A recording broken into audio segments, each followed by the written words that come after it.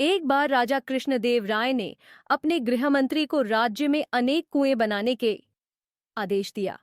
गर्मियों पास आ रही थीं, इसलिए राजा चाहते थे कि कुएं शीघ्र तैयार हो जाएं, ताकि लोगों को गर्मियों में थोड़ी राहत मिल सके। गृहमंत्री ने इस कार्य के लिए शाही कोष से बहुत सा धन लिया। शीघ्र ही राजा के आदेशानुसार नगर में अनेक कुएं तैयार हो गए। इसके बाद एक दिन राजा ने नगर भ्रमण किया और कुछ कुओं का स्वयं निरीक्षण किया। अपने आदेश को पूरा होते देख वह संतुष्ट हो गए।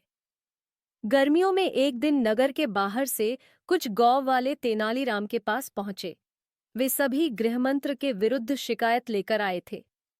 तेनालीराम ने उनकी शिकायत सुनी और कहा उन्हें न्याय प्राप्त करने का रास्ता बताया। तेनालीराम अगले दिन राजा से मिले और बोले, महाराज, मुझे विजयनगर में कुछ चोरों के होने की सूचना मिली है। वे हमारे कुएं चुरा रहे हैं। इस पर राजा बोले, क्या बात करते हो? तेनाली कोई चोर कुएं को कैसे चुरा सकता है? महाराज, यह बात आश्चर्यजनक जरूर है, परंतु सच है। वे चोर अब तक कई कुएं चुरा चुके हैं। तेनालीराम ने बहुत ही भोलेपन से कहा। उसकी बात को सुनकर दरबार में उपस्थित सर्व दरबारी हंसने लगे।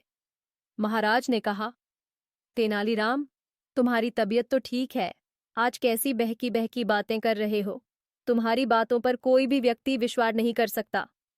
महाराज, मैं जानता था कि आप मेरी बात पर विश्वास नहीं करेंगे, इसलिए मैं कुछ गांव वालों को साथ साथ लाया हूं। वे सभी बाहर खड़े हैं। यदि आपको मुझ पर विश्वास नहीं है तो आप उन्हें दरबार में बुलाकर पूछ लीजिए। वह आप सारी बात विस्तार पूर्वक बता देंगे। राजा ने बाहर खड़े गांव वालों को दरबार में बुलवाया।